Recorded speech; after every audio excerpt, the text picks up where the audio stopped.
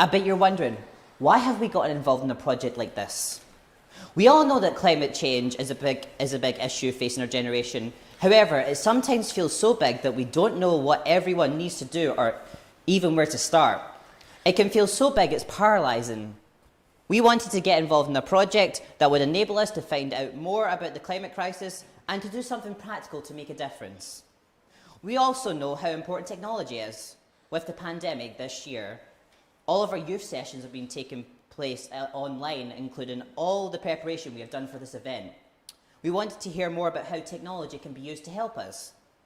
And one of our youth workers was really keen to meet David Attenborough. Sadly, that one hasn't happened, but she lives in hope. First of all, we want to explain to you a bit about what the journey that we've been on is like. We've done lots of learning and research into what climate change is and why it's so important. We have met with lots of different companies who have explained to us all about the different work that they are doing to move towards net zero. We will be presenting some of these companies to you today so that you can find out more about the amazing work that they are doing. We have learned a lot more about how to interview people, you'll find out why in a minute, and about presentation skills. We also consulted and spoke with other young people across Scotland to find out what their priorities are in relation to the climate crisis. We used this to decide what questions we should ask the companies that we will be speaking to today. Next, we want to explain to you why climate change is important, not just to us, but to young people throughout the world. Climate change is a defining issue affecting our generation. Everywhere, everyone knows that young people have gone on strike from their schools to show how important this is to them. We will live to see the effects of climate change get worse and worse, and we know that there is a limited amount of time to secure the changes that are necessary for our futures and our children's futures. Fossil fuels will run out in our lifetime. We know that something has to be done to ensure that an energy supply that means that we can have safe and secure futures. We want the same thing for young people all around the world. As LGBTI people who know how it feels to be oppressed, to have people think that we are less important and that we aren't worth listening to. We also know that climate change primarily affects people who are disadvantaged and oppressed, like Indigenous people and those living in poverty. We want to show our solidarity with them. Loss of land due to climate change leads to shortages in housing, especially for Indigenous people. Climate-fueled disasters were the primary cause of the internal displacement in the last year. Even at home in Scotland, 2,000 more homes each year will be at risk because of climate change and flooding. Climate change also impacts on food insecurity. There will be less land that is suitable to grow food on, and so more people will go hungry. We are also concerned about animals and their habitats. For example, the ice is important to polar bears as it's where they live and hunt seals.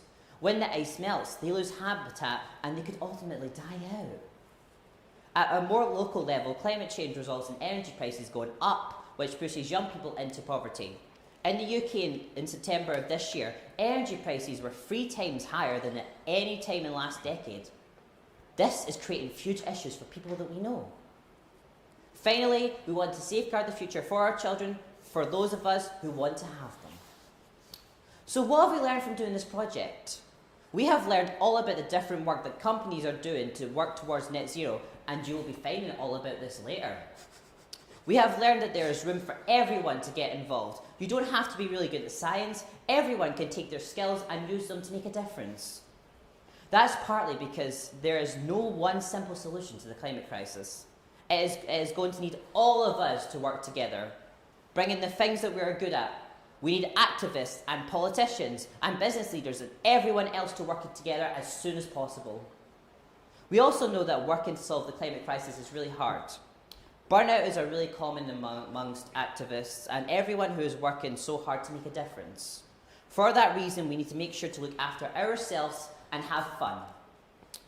Because we know the climate crisis is a really big issue with lots of different areas, we need to narrow it down, and we decided to focus on energy transition, this one of the President's themes of COP26. The energy transition is all about stopping using greenhouse gases and moving towards what is called net zero. Net zero means either using energy that doesn't emit carbon dioxide into the atmosphere or using technologies that remove carbon from the atmosphere. Achieving net zero will mean moving from fossil fuels to renewable energies such as wind, solar power, and even nuclear. We will hear more about solar thermal energy when we interview Naked Energy. The UK is aiming for net zero by 2050 and has produced lots of plans to this effect. This isn't an easy task. It's a huge job, partly because of all the infrastructure that is involved, but also because we need to find a solution that works for normal people living normal lives. In particular, we need to find a low carbon alternative to heat and water and homes. There are lots of factors which impact emissions. There is carbon intensity, which means how much carbon is produced through different ways of producing energy. This means that we'll have to work towards low or zero carbon energy like renewables. There is also energy intensity. This means how much energy is needed to use the appliances and tech that we use in our lives. Companies are working every day to make these items more energy efficient. And finally, there is energy service demands. This is where we can all get involved to reduce the energy we consume in our daily lives, for example, by driving less or eating less meat. What will happen now is that myself and another young person from LGBT Youth Scotland will interview people from 3 different companies so that we can all find out more about the work that we have been doing. Let's start by introducing you to one of the UK's most innovative, high-growth companies who are world leaders in solar thermal solutions, a technology that's building our low-carbon future today. Here's my friend Crow to tell us more.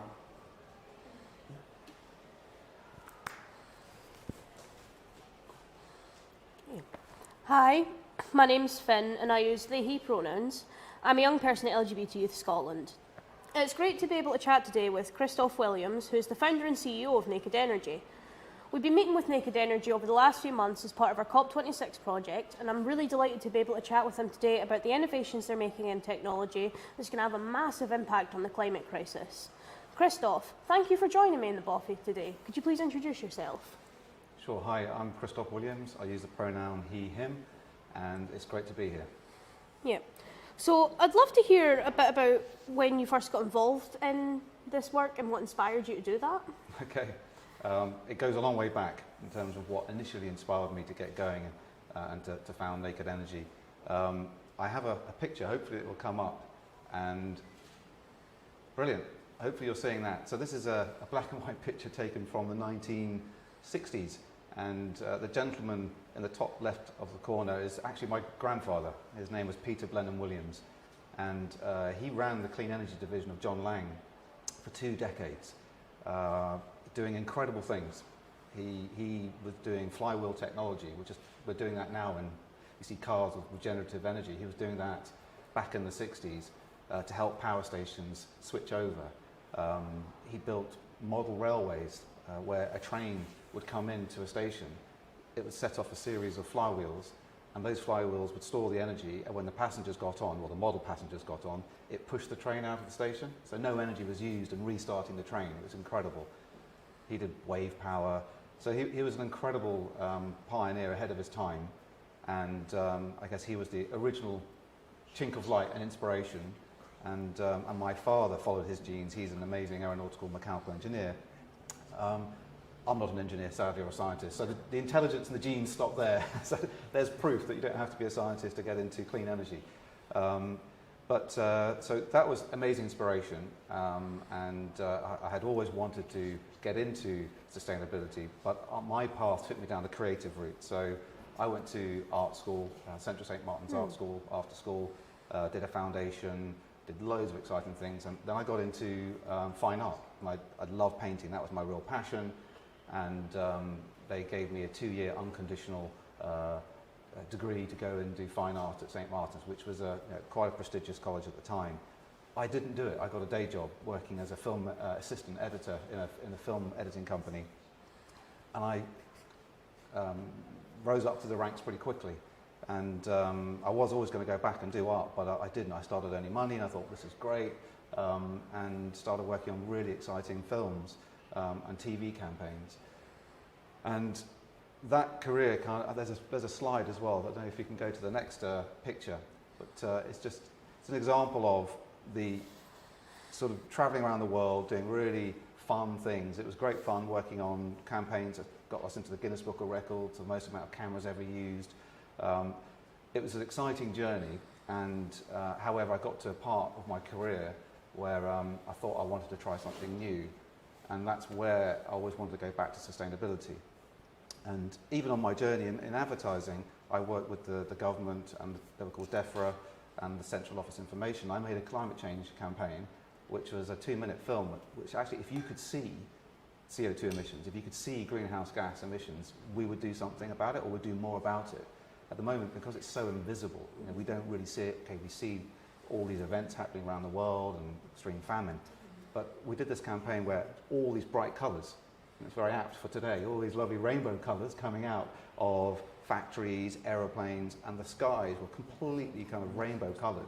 And everyone's going, oh, what is this? What is this crazy sky? So we need to do something about it. There's all these amazing colours. So that ran for a while, but I always wanted to get into renewables, and there's another slide coming up now, where I met a gentleman who was working in solar at the time, solar heat and power, and he was connected to somebody in advertising, and I knew his brother very well. We got together and I kind of embraced it, and I guess my design side came out, and we came up with the concept of Virtue PVT, which was, well, half the world's energy goes on heat and power.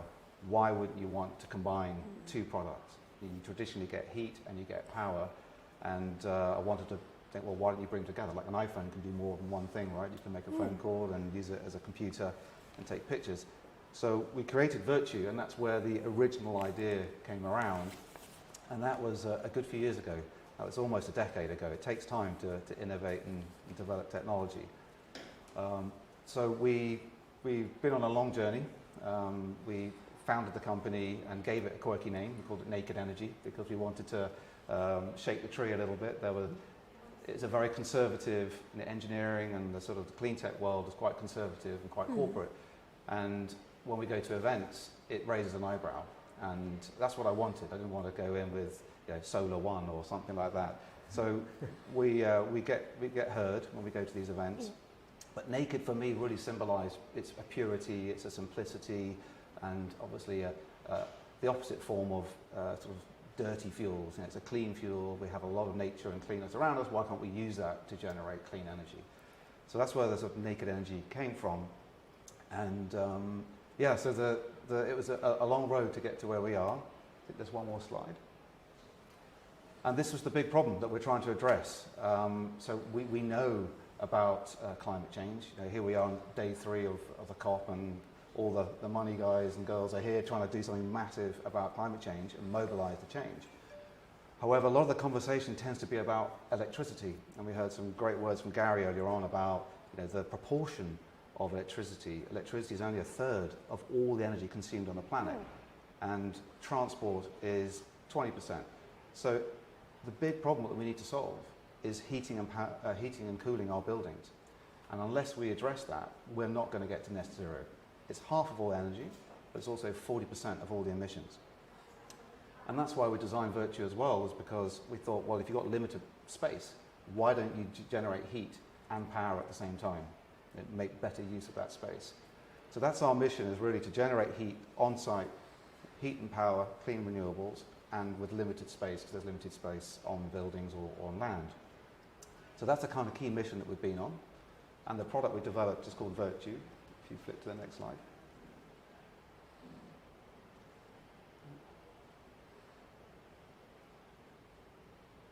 It's back a few, I think.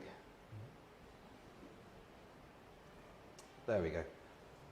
So Virtue PVT, that's the product we're going to show you again today. Yep. It's on exhibit upstairs. It's there for a couple of weeks on the green zone.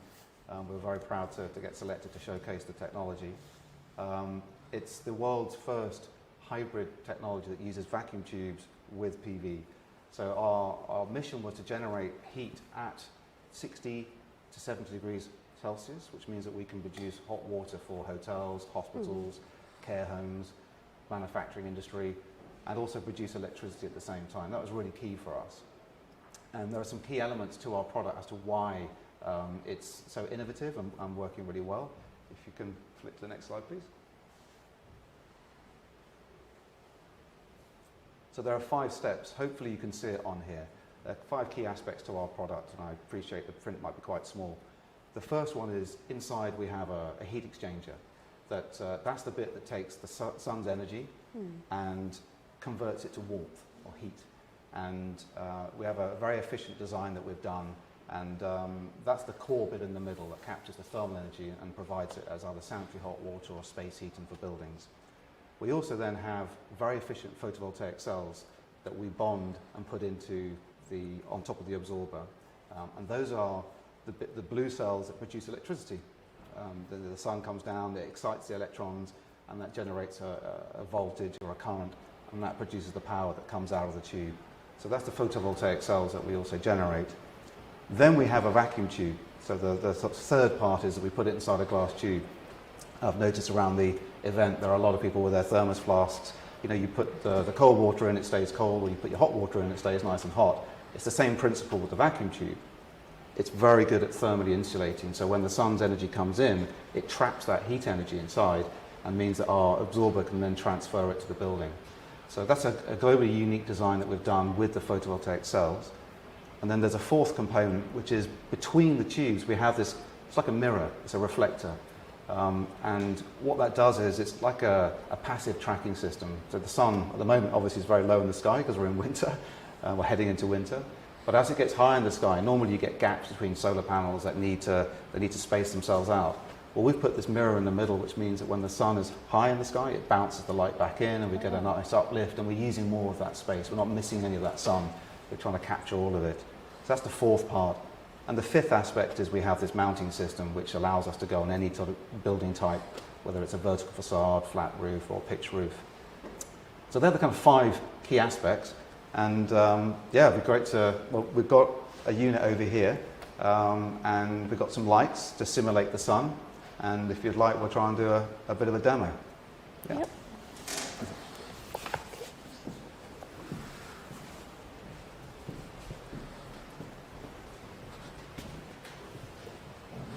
Okay, so these lights will simulate the sun. So we call this a solar simulator. We have our own lab as well down at our facilities. And what happens is we can control the intensity of the sun that goes onto the tube. So this is the actual tube that we've designed. So it's a hybrid collector that produces obviously heat and power that we just explained. Yeah. Inside here you've got the absorber, so you can see the pipes coming out the other end, which produces the heat. And we have a device here which we can measure the heat and power. So we've got a voltmeter here, which I can show you. Is the camera on that one?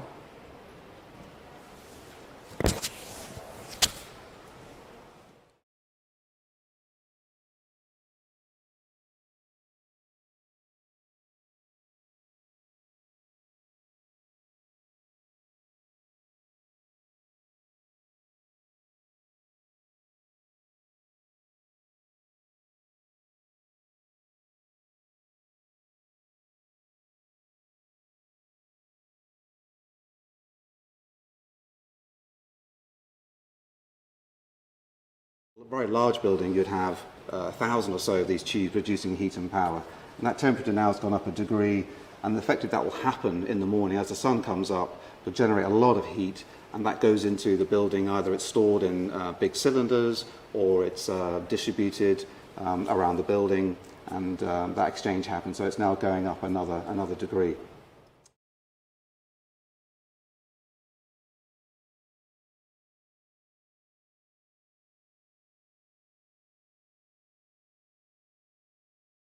Doing 7.6 volts and it's producing amps as well. But that's what then you combine the volts and the amps, and you get the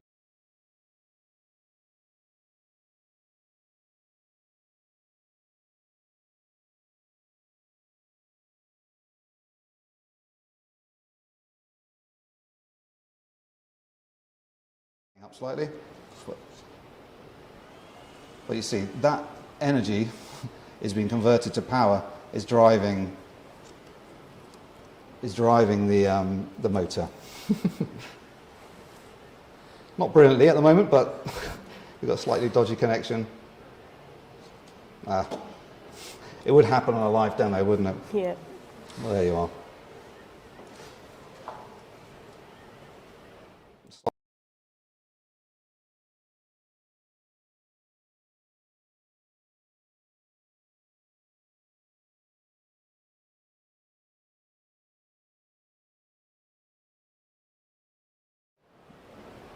No, it doesn't want to play. Anyway, there you are. That's a live demo for you. That's the risk you take when you're doing a live demo.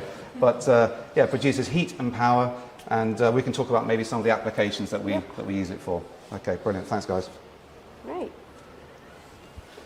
Now it's going to work, isn't it?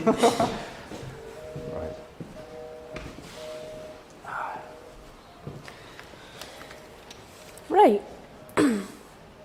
So, like you said, we would love to hear a little bit more about how and where the technology is being used and how it can impact people in developing countries. Okay. So if you go to the next slide, so we ultimately, by the product that we produced, it can go on any building. So we are focused on the buildings that produce, that consume lots of heat and power. So our focus is on the big heat use applications.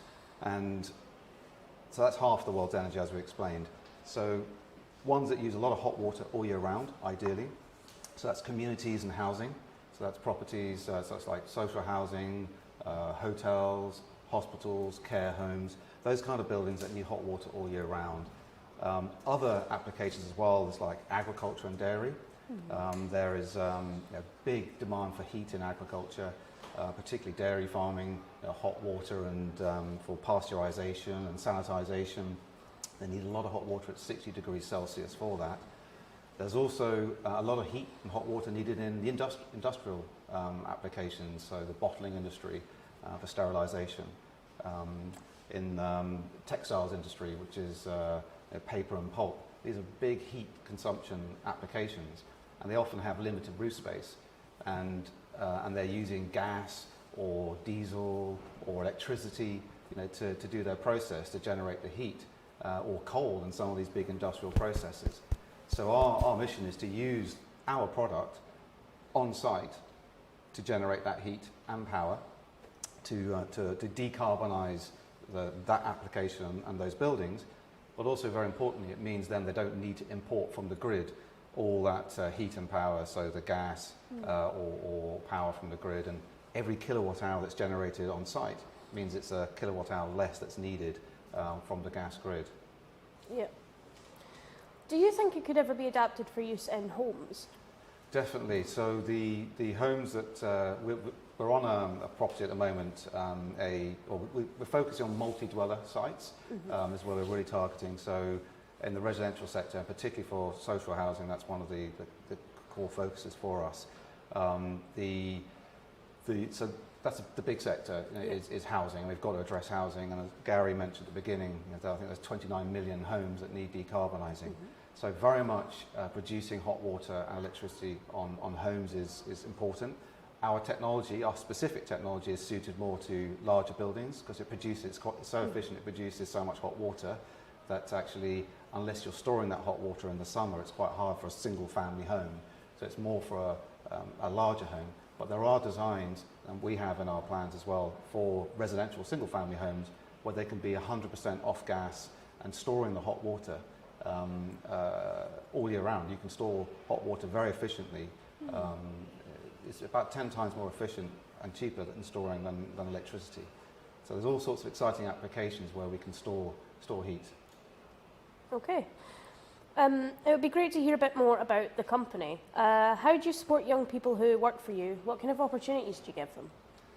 So we're very much, it's very important to us. So when I started the company, as I mentioned before, I was in a creative industry, and it's very diverse, and then I went into the corporate world with Naked Energy, and that was a big shift.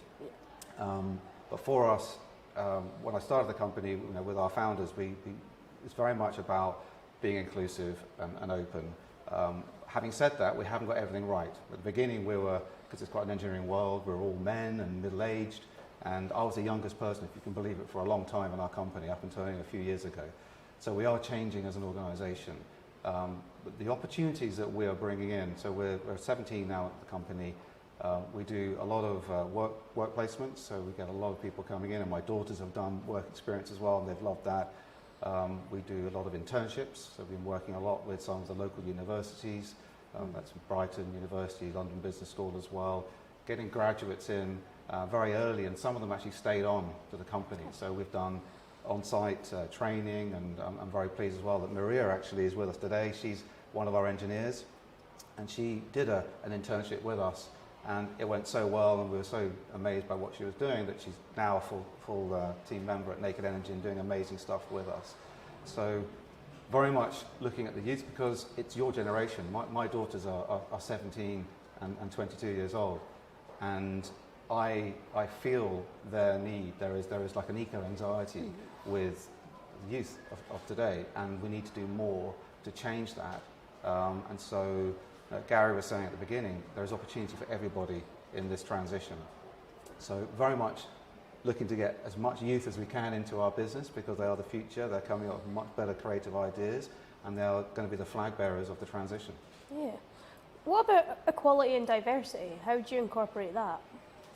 So that's a good question. So we have a purpose team within the company. So even though we're still small, we have a small team looking at the purpose and diversity and equality in the company. And so we have a group that meets regularly, and we are now recruiting, and I'm very proud to say as well that we have another slide. I'm sure if we have another picture. Very pleased that one of our team members relates to the LGBTQ community, and this is how he feels about being in the company. And he really feels that he can be included. He doesn't feel excluded at all, or he's very open about his inclusiveness in the business. So we embrace him, and everybody. The energy is for everybody. This business and this transition doesn't belong to any particular gender or any particular race. We've all got to do this together, and that's what hopefully this 2 weeks is about as well. Yeah. What piece of advice would you give to a young person looking to get into this sort of thing? That's a good question. So the advice I would give them is to have a think about what sort of things do they like doing. Do they like building things, making things? Are they good with their hands? Or do they like telling stories? Are they good storytellers? So depending on those sort of routes, they might want to go into a more of a construction, engineering, technical role. They might want to go in more of a marketing, commercial, sales role. So the advice I would give someone young today looking to join the energy transition is that you've got to think that, yes, there are a lot of problems out there at the moment, and we've got to try and fix a lot of those at the COP today, but it's a massive opportunity.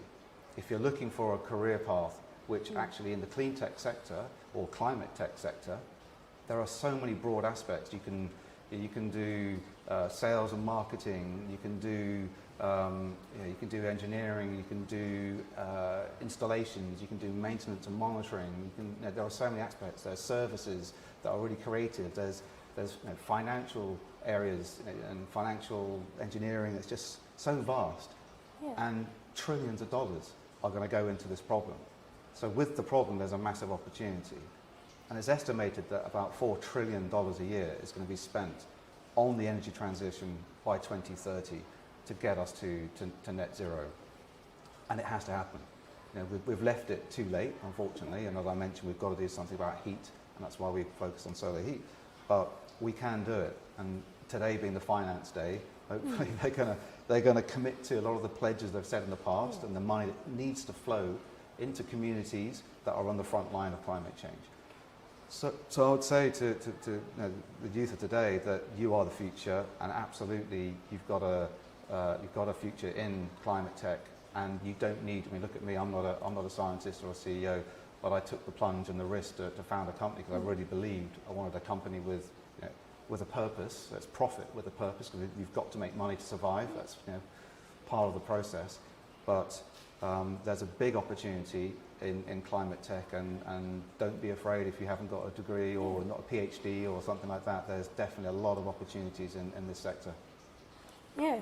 Well, thank you so much for your time, Christoph. It's been really interesting hearing all about Naked Energy, and I hope that listening to that has inspired some young people to go and get involved in that sort of thing.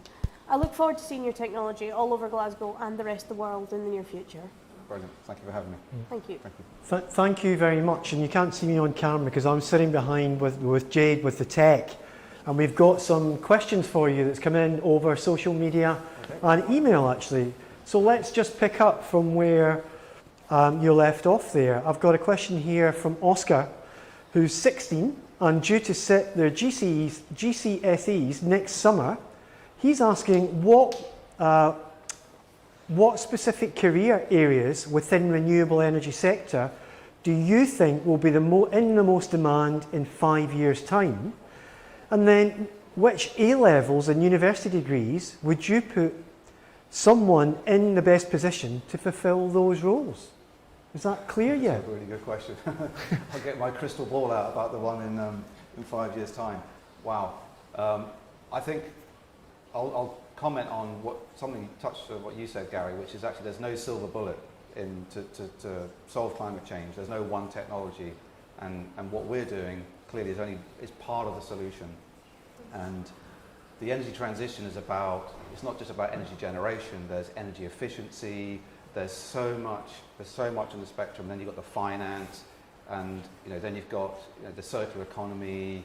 And there's so many interesting areas of where the industry's going.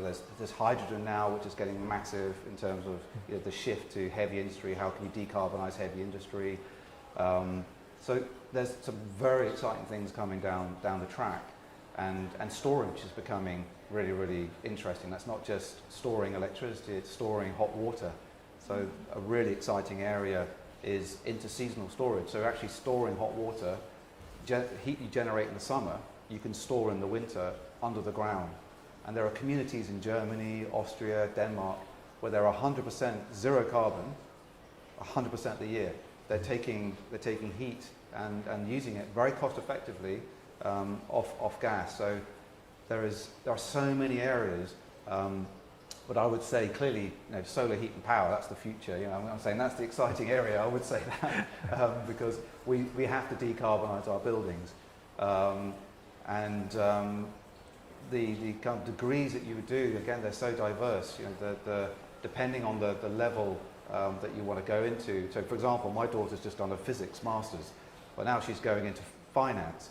But she's going, well, whatever I do in finance, it's got to have an ESG metric to it. It's got to have something that will help resolve something in the climate, with climate change. So there are many different degrees, and there are environmental degrees, environmental sciences, business degrees that relate to some business models that are happening. And again, it depends on the kind of skill set you want to go into. And there are also courses with the Community UK, for example. It's a 10-week course learning how to be an energy assessor, and you don't need a degree to do that. And then you'll come out and there'll be job opportunities. You think about all those buildings that need to be decarbonised. That's just the UK. We'll need people to assess those buildings, right? Look how energy efficient they are, what materials they're using, what technologies and services can be applied. So that's hopefully a little spectrum there. So that was helpful. So one more question. We've got a question from Harriet, which I think is really interesting. Harriet's saying not all sustainable energy solutions are the same.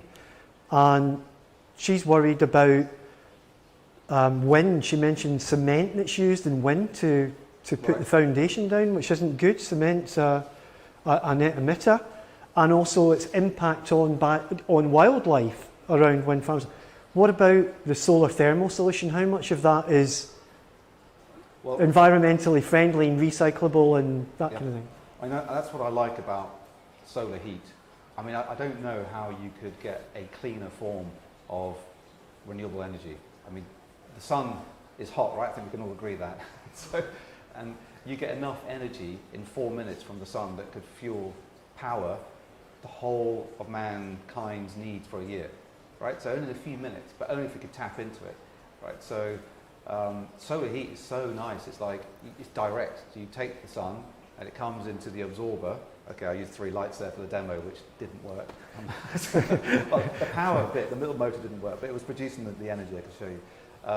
But I love solar heat because it's such a novel and innocent form. I mean, the Romans were doing it 2,000 years ago. They were using solar heat to heat baths, right? And they were very good at plumbing as well. They invented plumbing. And so there's a purity for me for solar heat, which I love. And all you need is something dark that gets warm, like an absorber. And we use aluminium, which is recyclable. And we are very much looking at the materials we use, because they have to be robust. They need to last at least 20 years. So that's part of the challenge, right? So we make sure I mean, our minimum lifetime is 20 years, and we expect them to last 40 years in the field. And it's glass, and that can be recycled. So the key materials in the product is recyclable. Of course, energy goes into the manufacturing of the product, and we look at our life cycle analysis. We're very evident. We don't want to be producing a product and shipping it all the way around the world. Part of our philosophy is, as we're scaling, we're making that in the UK. I forgot to mention that's manufactured here in the UK. So we're creating jobs locally, and our mission is to assemble locally. So we'll create jobs locally, and we want to get our technology into many parts all around the world. We have distributors now in Australia, South Africa, and throughout Europe, and we want to create jobs locally where they're making product and obviously maintaining it, and at the end of the life, recycling it. So the carbon that goes into making our products it's netted back within a year and a half of it being on, a year and a half of it being on the building. So they're very, obviously the whole life cycle analysis is very important for us. So there's no nasty chemicals or rare earth materials in our product, so it's very benign in that factor. And I hear the comment about in some large infrastructure projects and power projects there could be chemicals or factors that are emitting or carbon intensive, but there aren't in solar heat. That's why I love it. It's such a pure form of renewable energy. Well, thank you very much, Christoph and Finn. That was absolutely fascinating. The demo was really great as well.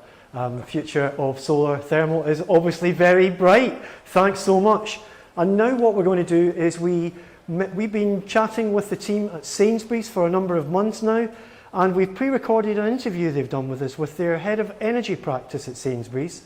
And we're going to learn now about how they're putting solar and other technology solutions into practice to get them and their business to net zero by 2040. Jade, if you can play that now.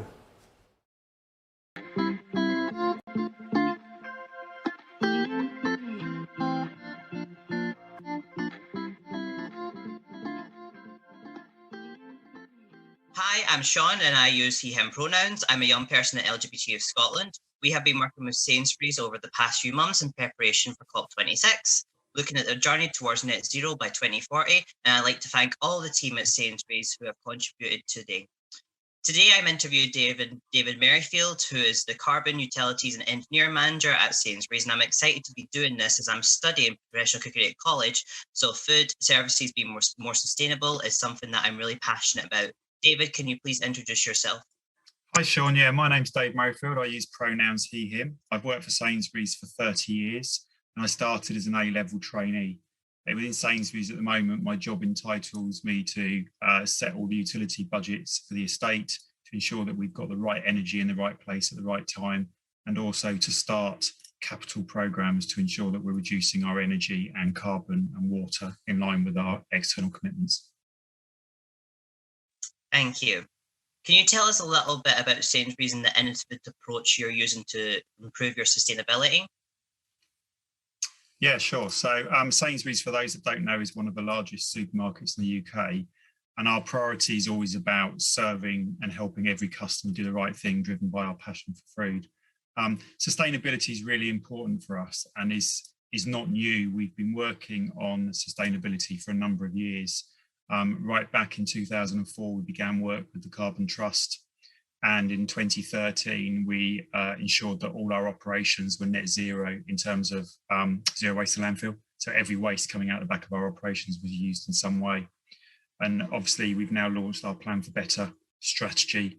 And within that, we've got a number of sustainability metrics on how we improve things looking forward. Thank you. What inspired you personally to get involved with this work, and what has your journey been like? So, as I said, I started Sainsbury's a long time ago in the stores, and I've worked in many different parts of the business. And about 10 years ago, I moved into the world of sustainability. And I think Sainsbury's gives individuals great opportunities to develop both personally and to create careers for them. You haven't got to stay in one place for a long period of time.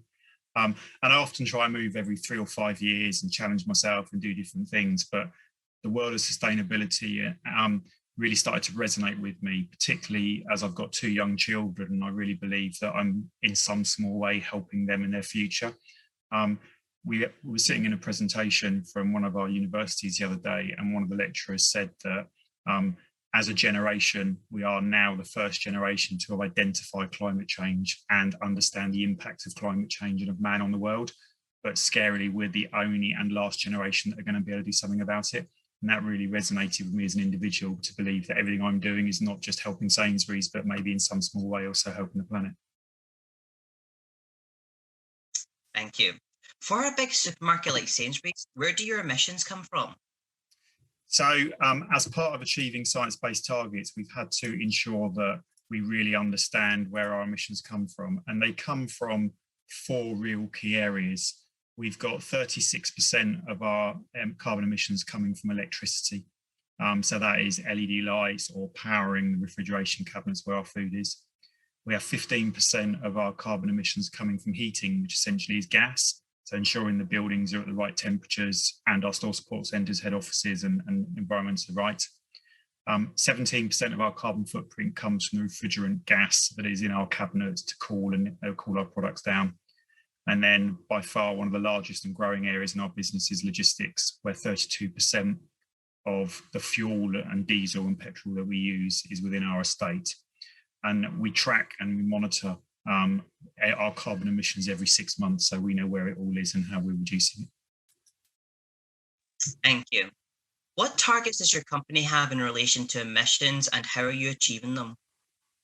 So we've got 5 really clear areas and targets, and through achieving the science-based target approach, we're able to identify our Scope 1, Scope 2 emissions and our Scope 3 emissions. So our Scope 1 and Scope 2 emissions is our own operations, and that's where we're looking to be net zero by 2040.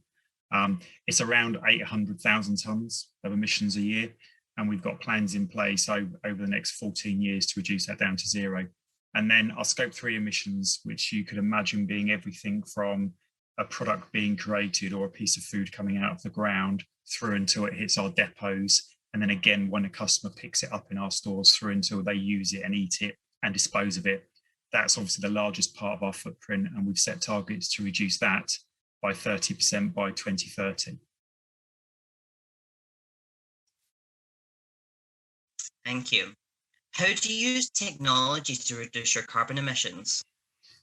So logistics is a really big business, and as such, we've got a number of sites, and we've got store operations, we've got head offices, and we've got the ability of moving the product from depots through to stores. So we've identified 5 key themes and areas that we focus on. The first one of that is to reduce our energy load as a totality. Any business commercially would want to reduce the amount that it's paying out for energy. So installing things like LED lights, putting other energy efficiency initiatives into our stores, PIR lighting, helps to reduce that overall load. The second thing we have is heat. And as I shared a minute ago, heat is a large part of our carbon footprint. So we're looking at how we can remove gas from our estate and find alternative ways to heat our stores and ensure that they're insulated well, so we're using less heating as well. The third area for us is the refrigerant gas. So we're moving all our new refrigeration cabinets run on CO2 rather than a high gas potential product. So we're actually craving natural refrigerants in the way that we operate and cool products in our stores.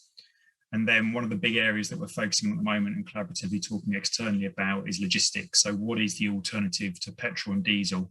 Is it electric vehicles? Is it hydrogen? Is it a mixture of both? And how can we use those to deliver products into our stores? And then with the home delivery operation, deliver from our stores to people's houses.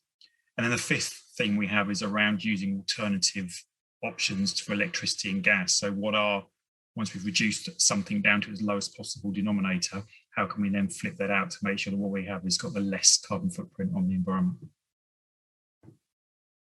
Thank you. Can you explain to us simply how these technologies work? Yeah, so there's loads of different technologies, as you can imagine, that we deploy for different things. And I think the principle of how we do that is the same. So we create business cases that we have to present into our board to get money signed off. They're big sums of money, as you can imagine. And each one will say, for investing in this piece of technology, we expect this sort of return from an energy saving or carbon saving. And once approved, we'll then deploy it. And we're trying to take a store-by-store approach. So rather than just put a technology into a store and then move to another store and repeat the process, we're saying, what can we do in this store to make it the very best it can be at any point. And we've obviously, as you can identify, we've got a big facilities management team that are continually repairing stores. So we look at the life cycle of a product to deploy it and fix it at the right time. So a great example of that would be our refrigeration system. Most refrigeration systems will last about 15 years. So I could replace every refrigeration system in our estate next year if I had an unlimited sum of money, and then in 15 years' time have to replace them all again. Well, that isn't the right thing to do for the environment in terms of the amount of products that you're churning and the life cycle and ensuring that everything gets wasted. So we're targeting the stores at the right point in that 15-year journey to make sure we're delivering it. And I think one of the really good things about that is it collaborates and ensures that the whole business is joined up and trying to save carbon and do the right thing, plan for better. Thank you. Young people who we spoke to are passionate about how climate change is affecting people in developing countries. How is your work affecting people there? Yeah, so I think we've got two approaches to this really. One approach is that we're at the cutting edge of innovation and technology, and for most people commercially, that's at the most expensive end. So if we're looking to deploy technology into a store, we'd expect to pay significantly more than if we developed it into 2,000 stores. And what that means is the technologies and the processes and the way that we help those suppliers come up with those technologies mean that they become cheaper for everyone. So that then other countries look to deploy them. They are not going through that expensive innovation and setting up an understanding phase. The second thing that we look to do outside of the property function is probably around food. So we work hard with sourcing of products. As you can imagine, Sainsbury's buy products from most countries in the world.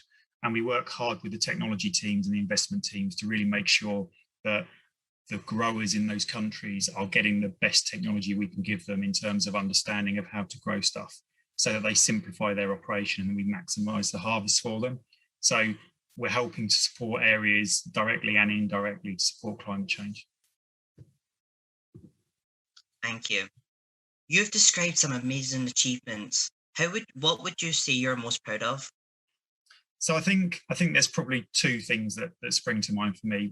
Since 2006, we've reduced our carbon footprint by 47%. That's despite the fact that we've almost increased the size of our estate by 50%.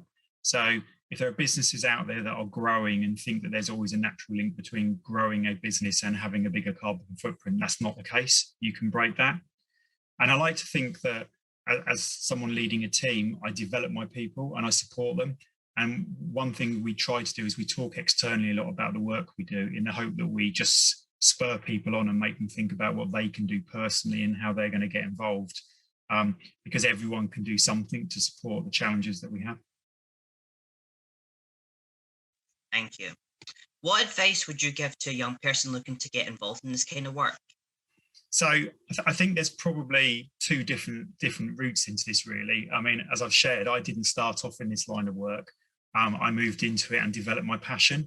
So I think for those that have a clear passion in climate change and really want to get involved, it would be to work with companies, to work with organisations that you think are going to make a difference and support them.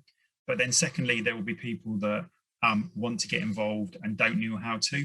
And most businesses, in actual fact, all businesses realise the impact of climate change, not only on their operation, but the way that their customers and colleagues feel. So I think that you could work for an organisation and then find out within that organisation what they're doing and supporting it. Thank you. How can communities get involved in the work that Sainsbury's are doing? So I think there's a couple of ways. I mean, Sainsbury's is really keen to make sure that we're at the heart of communities and we're doing the right things. We have a colleague engagement program where we look to support colleagues to reduce their energy footprint in the stores to help us. And one of the things that we realised really early was that if you link what they do at work to what they do at home, it connects and resonates more with colleagues. So an example of that would be, don't leave the doors open in the store because you wouldn't leave your windows open at home while your heating's on. It's counterintuitive.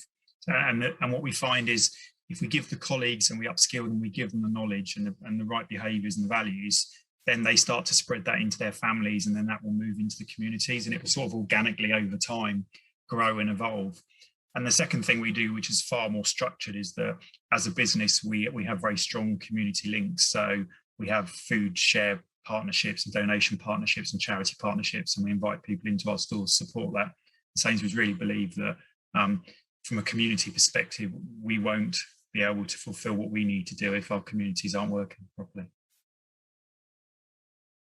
Thank you.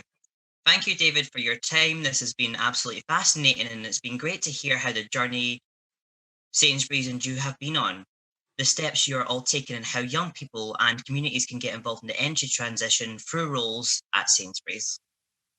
Thanks very much, Sean.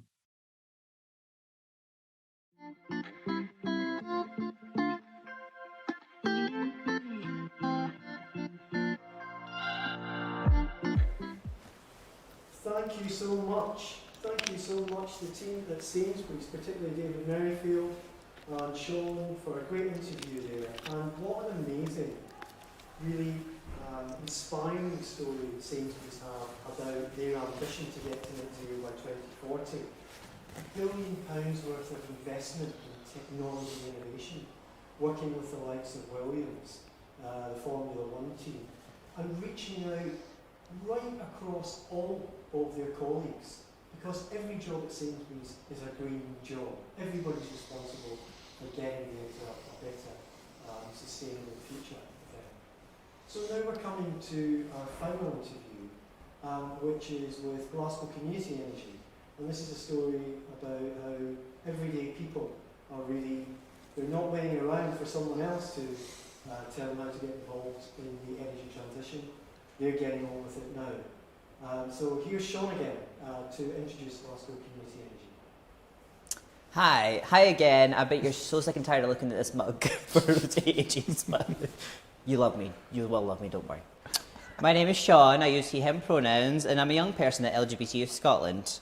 We've been hearing about some really interesting technology developments with Naked Energy and how large suppliers can transition to net zero with Sainsbury's. Now, I'm really happy to be speaking to Fraser Stewart from Glasgow Community Energy Co-op to find out a bit more about the work that they are doing to get communities involved in energy transition. Fraser, can you please introduce yourself? Of course. So I'm Fraser. I use he, him pronouns. I'm a researcher and an activist. I'm based at the University of Strathclyde. And I'm also a director for Glasgow Community Energy, Glasgow's first ever community energy cooperative. Thank you. To get us started, can you tell us a bit about yourself and how you first got involved in climate action? Yeah, of course. So I'm originally from, I'll try not to give the full life story, but I'm originally from a sort of a working class scheme in the northeast of Scotland. I grew up in poverty, grew up in quite a rough sort of council estate in Forfar, just outside of Dundee. Not necessarily your classic climate type of person, right? Or at least not what we think of as a classic climate type of person. But various twists and turns. We had a fairly turbulent upbringing in childhood. Got kicked out of high school before I could finish my hires. Ended up unemployed. All kinds of trouble and bother and fun in a lot of ways. But then stumbled my way back into university, and I won a scholarship through university to do what I'm doing now. From that background, from that upbringing, my main focus has always been much more about social justice, about poverty and inequality. But of course, throughout the early 2010s, as climate's starting to come to the fore, as we understand that we have to transition, a lot of opportunities come up there as well, right? So it's not just that climate is this huge, scary thing that we have to fix, although it's a huge, scary thing that we have to fix. For someone like me from a community like that, it's also an opportunity, right? It's a formative moment in history where you have to reimagine everything that you're doing, from economics to transport, heat, energy, land, jobs, industry, housing, everything in between has to change to combat the climate crisis. So for that moment, that's also an opportunity to change it in a way that works against poverty, works against inequality, that works for people and jobs and communities everywhere. So it's an opportunity to retrofit lowest income housing, to bring down emissions from those houses, but also to bring down energy bills for people who really need it. It's a chance to build a clean, expansive public transport network that doesn't just encourage people to leave the car, but that connects communities for better employment, better leisure, better green space, all that kind of stuff. So this has been the motivation for me more than anything, not just that one big issue of climate, which is a massive issue, but making that work actively against the big issues of poverty and inequality that I grew up with and that millions of people across the country still live with every day. Thank you. What was the motivation behind setting up Glasgow Community Energy Cooperative, and why did you choose to take this approach? So it comes largely from, again, partly for we know that we have to transition. The people who came together to begin Glasgow Community Energy, which I should say it's a cooperative, a community group of people that have put solar panels on 2 schools in quite deprived areas of Glasgow, where we're generating clean electricity, but also generating revenue and income by selling that electricity into the local area and community groups. The motivation from that was twofold, right? First, obviously, climate. We're very climate conscious. We saw the opportunity to do a little bit. Now, it's not a huge amount in the grand scheme of things, but like Christoph was saying earlier with Naked Energy, it's when you start to put these things together, we need the technology, we need to change the supply, the generation, the habits as well.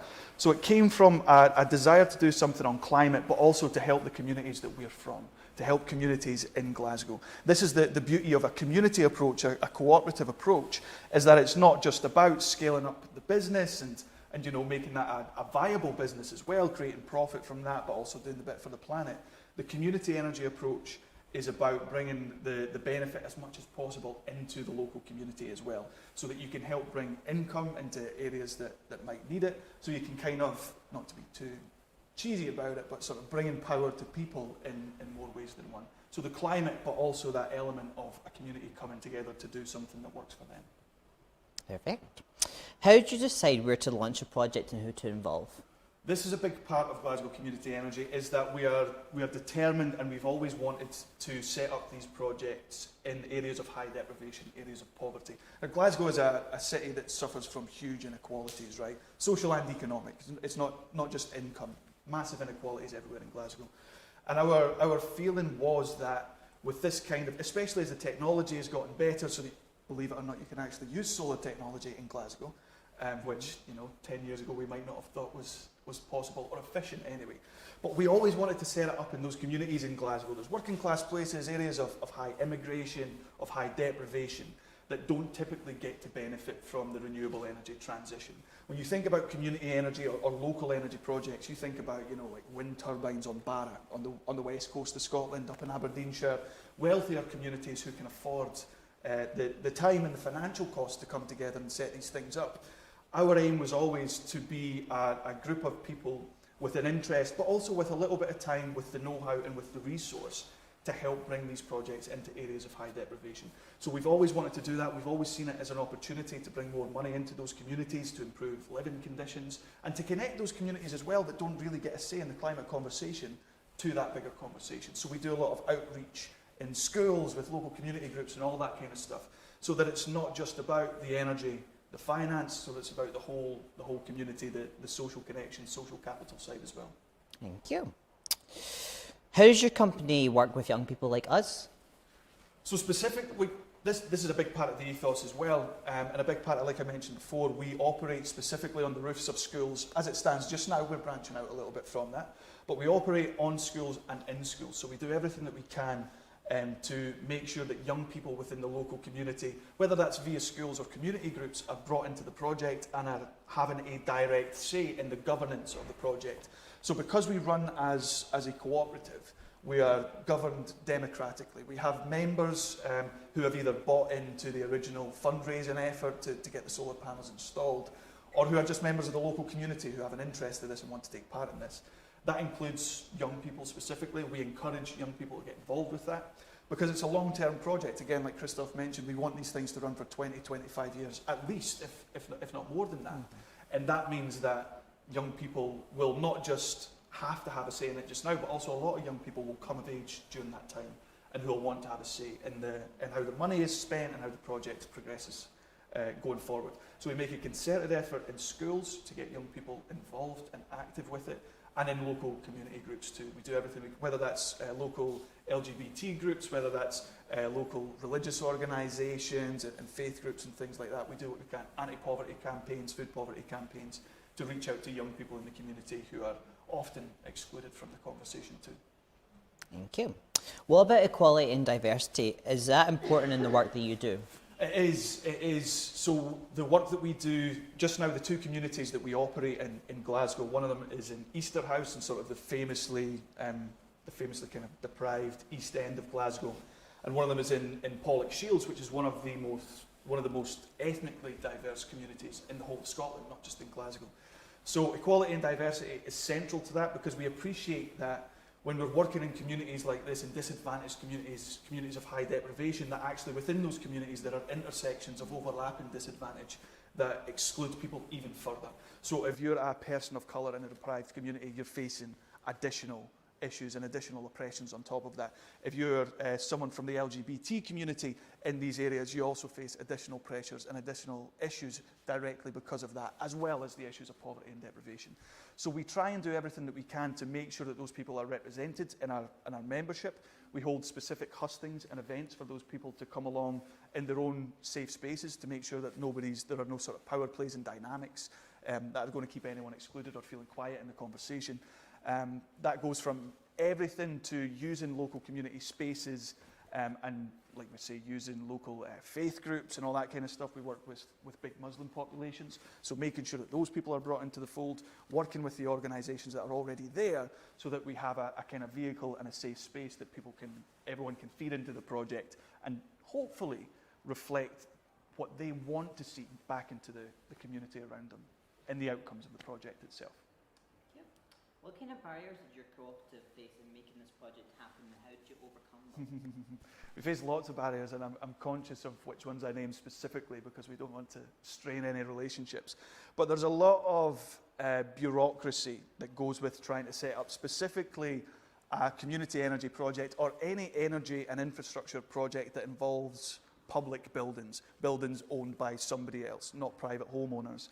So we work on schools which are council-owned buildings. They're run by the local council here. We're not the only people that do that. People in Edinburgh do this as well. There are people all over who operate on schools.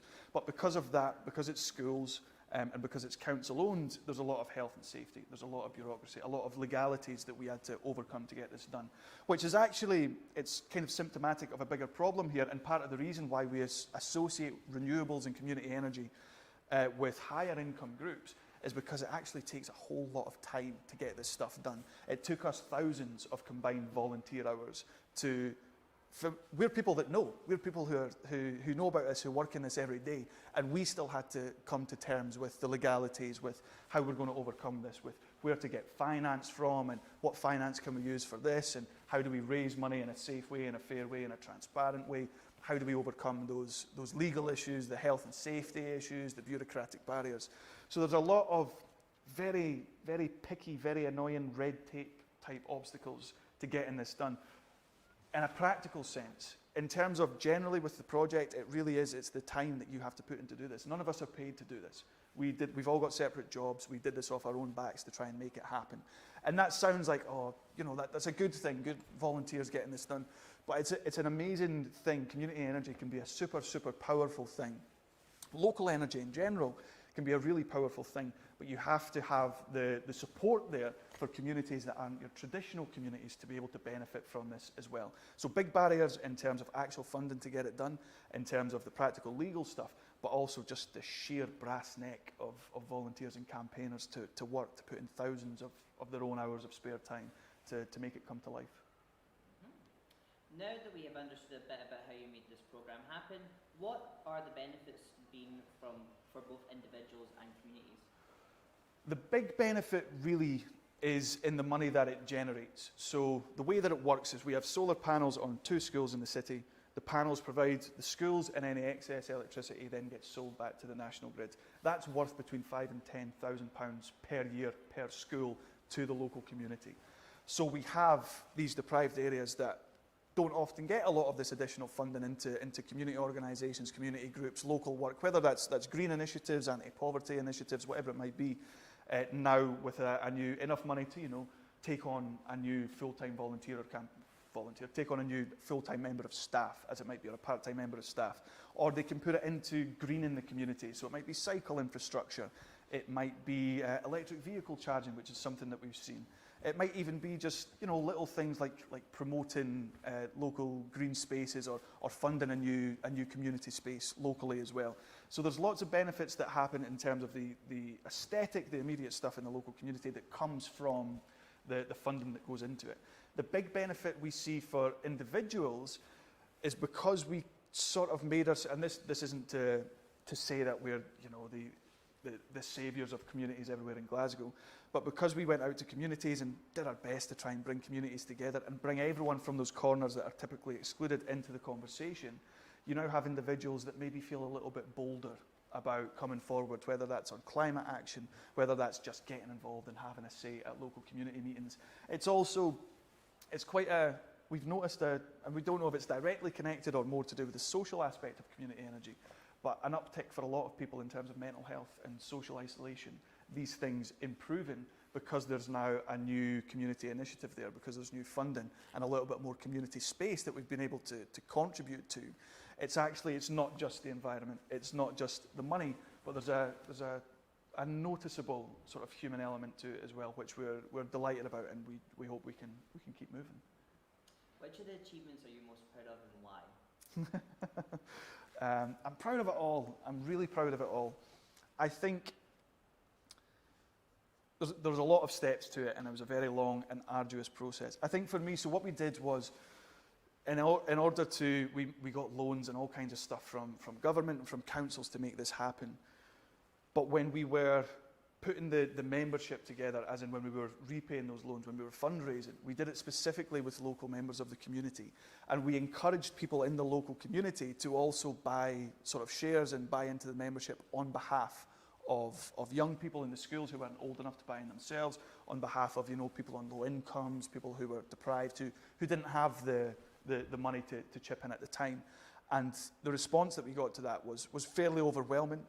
Everyone who bought into it, all of the members are local to the schools. And I think that's a big achievement in itself, and it shows the appetite that people have for local solutions with local benefit as well. So we're proud of the whole thing, but I think that local element, that kind of boost to communities that we, as board members of Glasgow Community Energy, live and work in ourselves as well, being able to do that little bit of good, specifically for the people there, I think, yeah, very proud of that.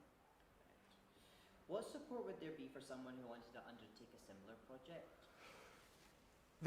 It depends on where you are. So there will be people tuning in from everywhere whose support mechanisms are different based on the funding that's available, based on the legal framework, the policy framework, all this different stuff. In Scotland, there's a lot of support from the CARES programme, Community and Renewable Energy Scheme, which is funded by the Scottish Government. There is Local Energy Scotland, who have all the legal expertise that you might need to get this done. You can contact them just off the bat. You can cold call them and they'll help you with support. They'll give you a consultation on that kind of stuff, and they can even hold your hand through the whole process. So there's support there in Scotland. There's support across the UK in terms of a little bit of funding, not quite as much for local and community energy projects, but mostly and specifically I would recommend anyone anywhere in the world, and I know that especially across Europe there are huge numbers of cooperatives. Belgium, Spain, Germany are massive on this kind of thing. Reach out to your local cooperative and community energy groups, because there will be some somewhere close to you that can be that in to find the support, financial, legal, policy, everything that you need. Yeah. What advice would you give to young people looking to get involved in climate action?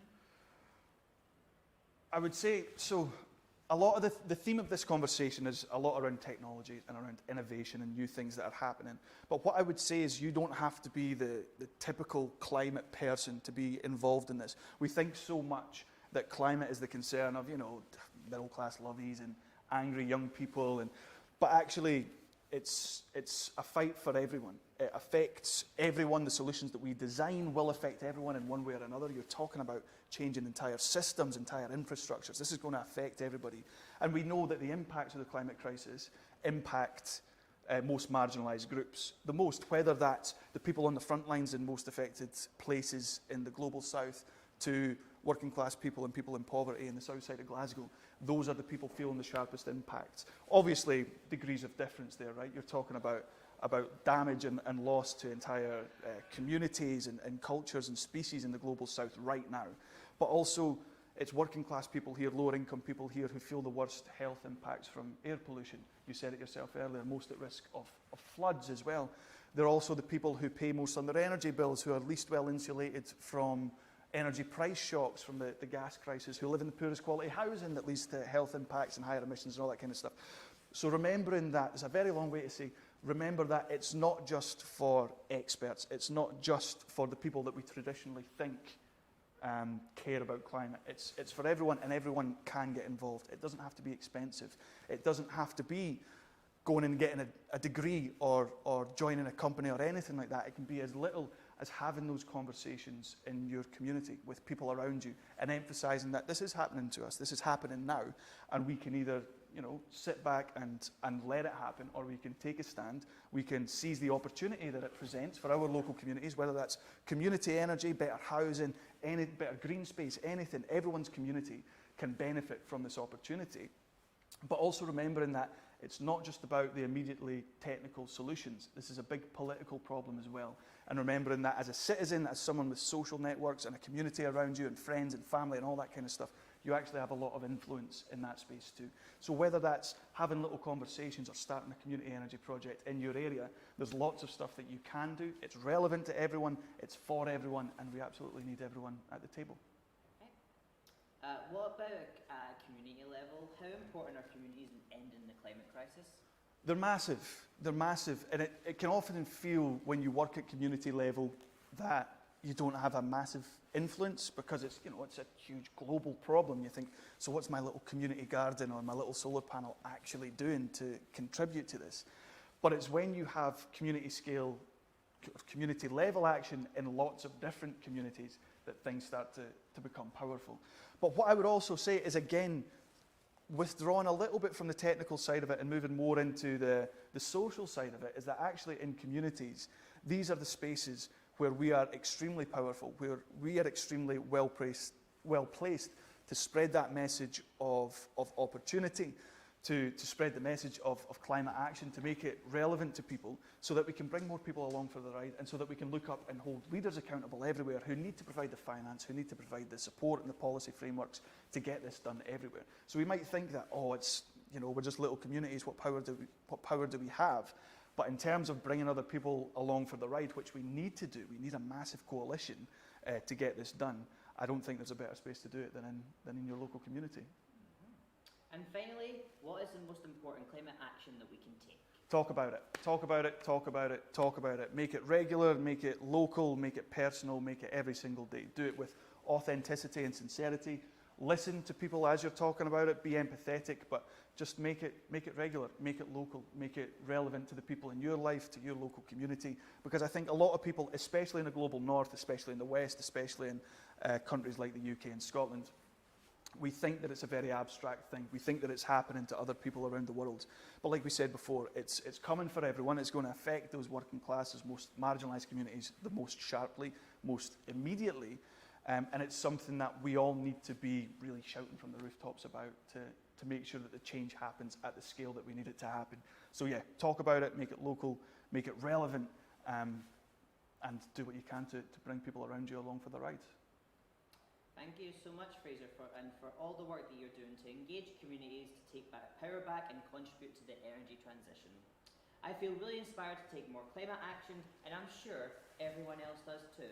Also, any news companies need a TV presenter or broadcaster or anything, I'm right here. Goodbye. Thank you so much, Fraser and Sean. That was inspirational. I'm about to leave here this afternoon and go out and start my own energy company because I now know how to do it. It's absolutely brilliant.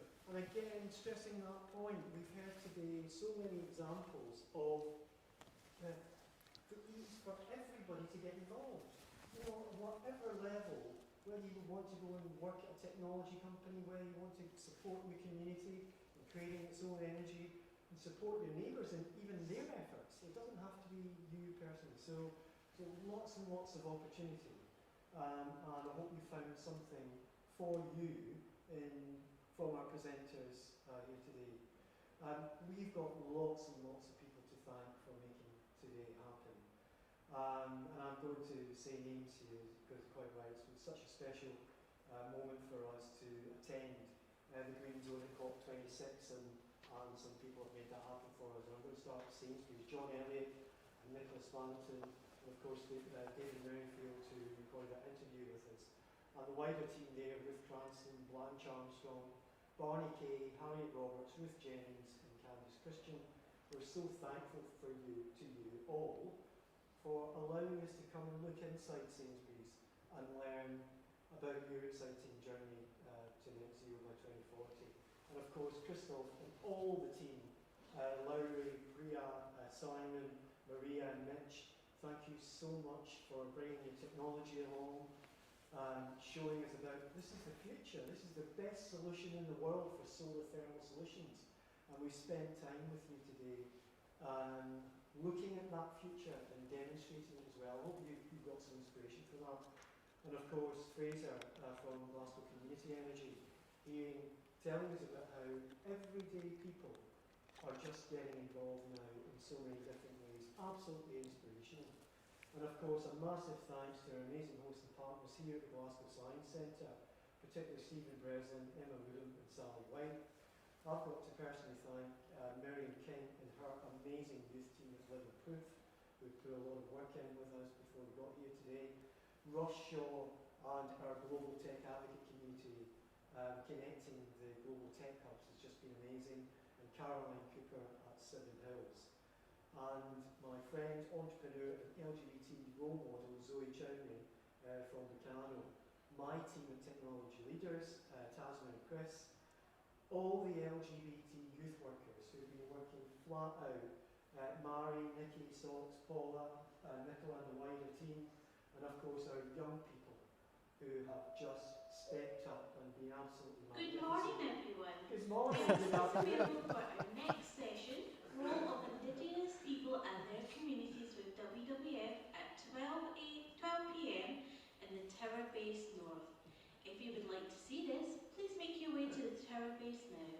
Thank you. That's live television for you. So, we must thank Joe, Jay, Sean, Crow and Cameron.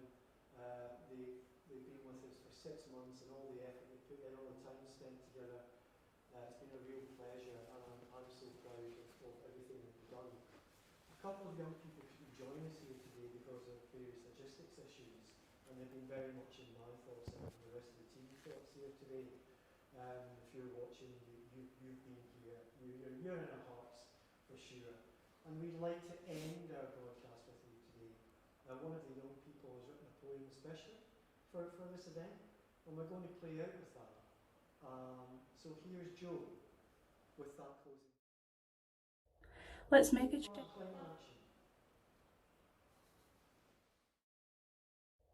Let's make a change now, together. Time is running out.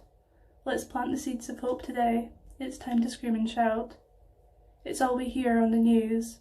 Our earth is slowly burning, but the winds of change are coming with the amounts that we are learning. Our planet is getting hotter, and humans are the cause. Ice is melting, trees are dying, so we need to take a pause and reevaluate our actions, finally take a hint. We need to take the necessary steps to reduce our carbon footprint. Fossil fuels will run out by 2060. That is only 40 years away. We must rethink the ways we source our energy. We can't lose another day. To deforestation, to hesitation.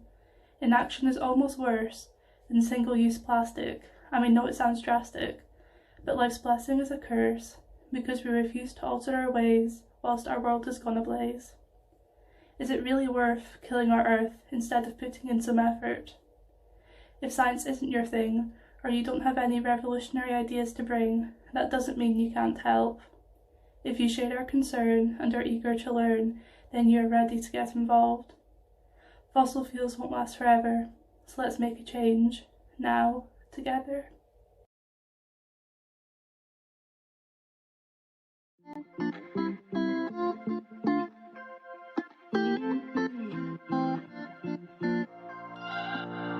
We're on a journey, looking back on the things that we've taken for granted, but feels like we're learning to be better without what's been holding us back now. Let's move closer to a new history, find out what we can be together. Take my hand and we will conquer the world. This is our final chance. 'Cause one day we'll be looking back at this. We were in a big mess together. But we found a way to choose right from wrong. We found the strength to go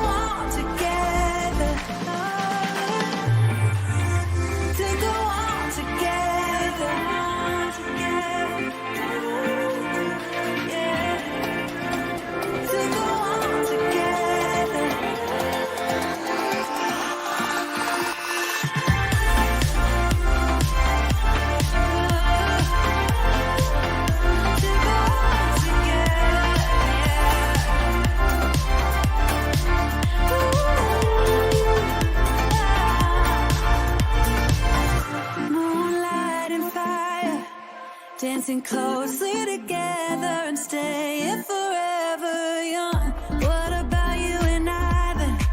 Can we two find a